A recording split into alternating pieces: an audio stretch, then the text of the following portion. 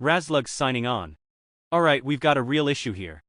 I'm not talking about the die-hard Wes Watson fans, I'm talking about the people obsessed with watching him fall. You sit there, video after video, watching every second of a man you claim to hate. You study his walk, his tone, his girl, his height, his shoes, his IG stories, his old fights, his new clothes, the way he breathes, the way he talks. Then you open the comments like it's open mic night at a hate circle. You say things like, this dude is pathetic, or he's a fraud, or can't believe he wears lifts. But let's be honest. What kind of man spends this much time consuming another man's life and pretending it's just entertainment? You're not exposing anything. You're not calling out truth. You're obsessed. You've got Reddit threads analyzing a guy's calf-to-ankle ratio. Discord servers debating whether his biceps are real. Entire communities built around trying to tear a dude down because he reminds you of what you're not. The man gets up early. Trains hard. Preaches discipline. You call it cringe because you couldn't stick to a 3-day split if your life depended on it. You call him fake because he speaks with intensity, and your whole personality is built around avoiding confrontation. You laugh at his mindset clips because they make you uncomfortable, not because they're wrong but because they call out everything weak in you. You need him to fall. You need it. Because if he doesn't, what does that say about your life? If he keeps winning, loud, angry, unapologetic while you're soft, quiet, passive. That's a mirror you can't stand to look at. So you come back here. Over and over. Hoping for a clip. A mess up. A stumble. Something to point at so you can go, see? I told you. He ain't real. But here's the truth.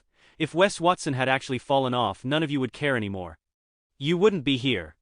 You wouldn't still be running your mouth. Because you don't clown fallen men, you bury them and forget them. You only keep talking about Wes because he's still winning and that eats you alive. And we gotta talk about the weirdest part of all this. The DK obsession. It's every comment, every roast, every joke. The fake height, the shoe lifts, the shorts, the bulge, the photos, the jail rumors. You act like it's a hit piece but it's sounding more like a crush. You talk about Wes Watson's anatomy more than his own girl probably does. You zoom in on pixels like the CIA. You write dissertations about another man's inseam. You're not roasting. You're fantasizing. That's not normal.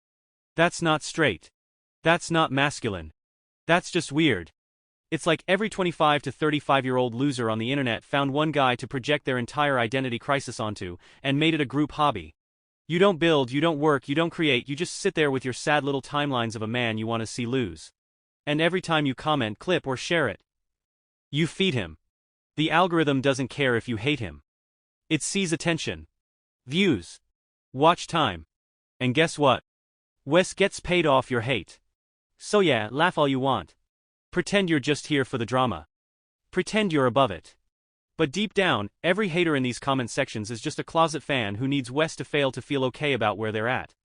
The sad part? Even if he did fail, it still wouldn't fix you. You'd just move on to the next target. So if you're still here, still watching, still crying in the comments about his shorts, his height, his gym clips, or his past, just admit it already. You're not a hater. You're a fan with issues. If you like the content, consider subscribing, otherwise leave a comment below. Razlug signing off.